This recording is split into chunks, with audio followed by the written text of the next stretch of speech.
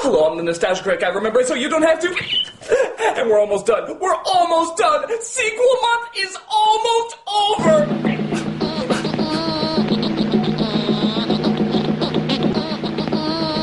I only have one more movie to review. Just one more. And who knows? Maybe it'll be good. I mean, for crying out loud, you can't always judge a book by its cover. Ah, except that one! Yes, Care Bears is another one of those classic what the hell were you thinking moments of nostalgia. We all hate to admit it, but we did watch this lovey-dovey bullshit. And it has not aged well with time. The first film was bad, but I give it credit that at least it had some atmosphere, a decent pace, and a pretty cool villain. This film... Oh, let's just get sequel month over with. Let's dive right into the Care Bears Movie 2. Actually, let me rephrase that. It's not the Care Bears Movie 2, it's just Care Bears Movie 2. I guess the word the was just cramping the title style. And on top of that, it's not just Care Bears Movie 2, it's a new generation. So really, the opening should look like this.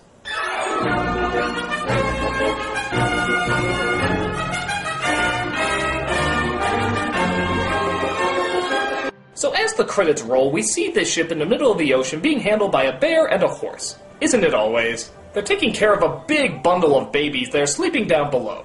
So I guess this is the new generation, right? Actually, no, it's the exact same generation, they're just all babies now. Well, that would make this a prequel then, right? Actually, no, because the Care Bear cousins, like the lion, the penguin, and so forth, they're in there as well. Even though the first film stated they had a completely different backstory. So, I guess the bear and the horse are their parents, right? Actually, no, because, well, how the fuck does a bear and a horse get together and produce a lion, a sheep, a penguin, and God knows what else? And for that matter, how the hell did she squeeze all those little bastards out at the same time? Her cooch must be hanging to the fucking floor. And, hi, what the fuck are they doing in the middle of the ocean with a bajillion fucking babies? Fucking credits aren't even over and this movie makes no goddamn sense. It's Care Bears! It shouldn't be that hard to follow! So, another creature with no real origin pops up, named Darkheart. We have no idea what he is, where he came from, or how he works, but he's just evil. Woo!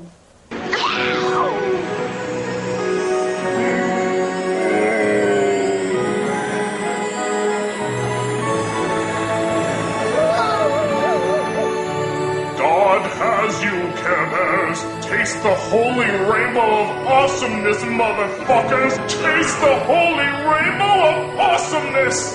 No matter where you go, I will find you. So their boat gets an upgrade. Or downgrade. And the Care Bears enter into Carehulla, as we finally see who pulled them out of trouble.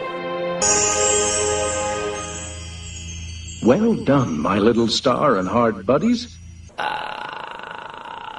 Let me guess. We're never gonna be told what that thing is. Yeah, great. Terrific. We're, 5 minutes in and already nobody has any idea what's going on! I mean, this new generation isn't a new generation. The evil thing chasing them, we have no idea what it is. That creepy star face... Ew! I mean, why is this even called Care Bears 2? It's in no way continuing the story from the last movie. They're just changing it halfway through and all the little kids are praying their parents are gonna know what's going on, but fuck it, we don't have a clue. It's like doing Lord of the Rings and as soon as you hit the 2 towers, the author's like, fuck it, let's make Frodo a porcupine. Aragorn will be an easy bake oven, and Sauron the Lord of Evil is now being replaced with a pencil sharpener. We'll never explain why, but fuck it, nobody will notice. What the fuck's wrong with you? Our search is now over. We have found the 2 creatures whose love and kindness for others is so great that it sets them apart from the rest of the world. By dragging these newborns into harsh, dangerous waters, you've shown just how much you truly care for them.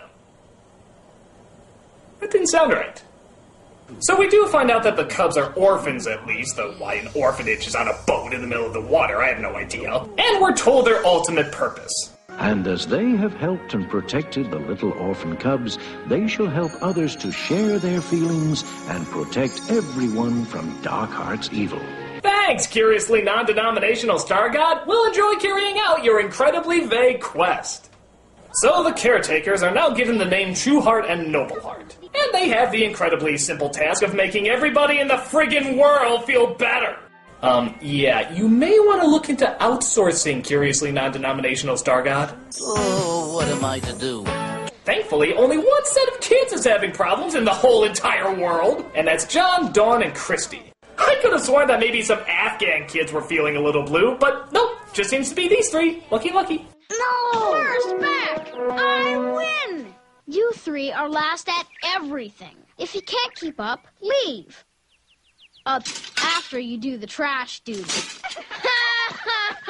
Yeah, I always loved those camps that had no camp counselors and only let the kids call the shots. Things always turned out fair that way. I hate being last and I hate being here. He's right. We'll always be last. So Christy decides to run away because she's not able to be what she's always dreamed. Can you guess what that is? Camp champ, camp champ, Camp champ. camp champ, camp champ, camp champ, camp champ, camp champ, camp champ, camp champ. I'm gonna say a bitch. The other two kids decide to come with, but get lost along the way. Trueheart comes across the children, and, in typical Care Bears fashion, they never question why the fuck a talking bear is in front of them! Running away from a problem never solved it. You two are just too worried about the things you can't do. Maybe you should think about all the things you can do. Like what? Like stopping producers from making movies based on characters from greeting cards. That'd be a great thing you can do! So Trueheart has a very weird idea by taking the two kids to their home and putting them to work looking after the babies because child labor is a sign of caring, I guess. Somehow it all works. No, it's really not so rare. Give a little here, give a little there. God, there's only so much cutesiness I can take. I mean, tell me, do they shit sprinkles or Lucky Charms? Because nothing else would make this crap any more schmaltzy. Seriously, who had the idea for this anyway? Even the devil couldn't think of something so terrible. Funny you should mention that. Sage? Yes. You're the devil? Really? Who else could it be? Well, okay, fair enough, but what the hell are you doing here? Well, I've come to explain this unholy abomination that you humans call Care Bears. Really? So you're the one who created Care Bears, huh? But how would you do that? It's harmless. No, Critic. There are several subconscious messages that are being planted in little children's minds. Like what? Well, for example, notice how the caretakers leave the children behind with these two little delinquents looking after them? Well, this is to show that being a deadbeat parent is okay. No kidding. And abandoning your children who can't take care of themselves to be raised by other children who can't take care of themselves is the way of the future. Also notice how the Care Bears always use magic to solve their problems. Well, this is to show the little children that the black arts are the path toward life and should be used in more everyday occurrences. Good lord, are there more subconscious messages like this? You have no idea. I am the devil! The devil! Yeah, well, your head looks like it's coming out of a vagina. Hey, this is stylish! And speaking of devils, we get another visit from Darkheart, as he talks to Christy by turning himself into a boy. And just to make the coherency in this movie even more confusing, not only do the main two kids look like the main two kids from the first movie, but Darkheart is voiced by Nicholas from the first movie, and Christy is voiced by the girl from the first movie. As if this shit wasn't confusing enough already. You are the camp champ, ain't you? No, I'm not. Well, you sure could have fooled me. Who are you? I have so many names. You wouldn't want to be the camp champ, would you? I could fix it for you. I don't know. There's only one catch, though. Your soul! It's no big deal. Sometime I'll drop by and ask you to return the favor. And you just do it. No questions asked. What do you say? Yeah, come on, it's an offer you can't refuse, huh? So Darkheart makes her dream come true, and she's suddenly a sports all-star. By the way, am I the only one who thinks Darkheart sounds like the Evil Dead demons? Beware, Trueheart. Soon I'll be coming for you. We are the things that were and shall be again. I wouldn't mind so much if they didn't steal the continuity from the Evil Dead movies as well. Knowing that it was only a matter of time before Darkheart found them, Nobleheart and Trueheart moved the little cubs to a safer place. And seeing how in a later scene Darkheart finds them anyway, this was completely pointless. So years go by as the Care Bears and Care Bear cousins all grow up into their adult form, yet somehow the children on Earth never change. What, is there some sort of space-time continuum thing that Care-a-Lot is pulling off? Actually, this is all once again a part of my plan. Oh, what? The whole time change thing is part of your plan? Yes. You see, when the girl made that deal with Darkheart, it caused time to slow down for her. No doubt showing that a deal with the devil has many perks and benefits. Like living forever! If you would like to sell your soul today, just dial this number. Whether it be power or glory or being the camp champ, all opportunities are open to you. Piss off! Remember, if it ain't the devil, it ain't worth hell.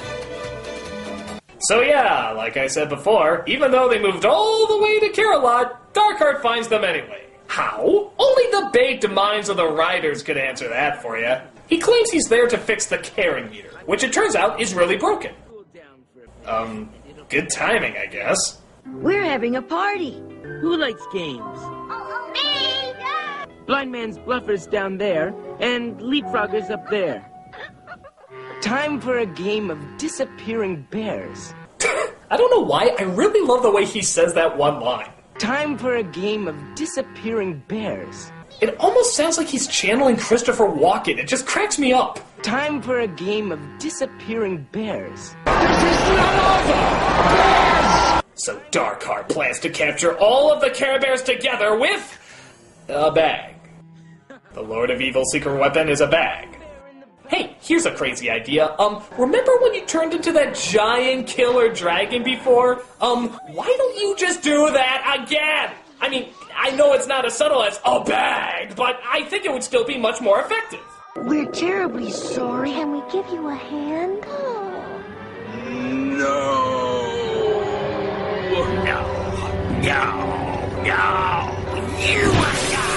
Keep your kindness and affection to yourself. It's Darkheart. So Darkheart shows off his real form, but luckily Trueheart and Nobleheart are there to lead the attack against him. You have won today, but I'll be back.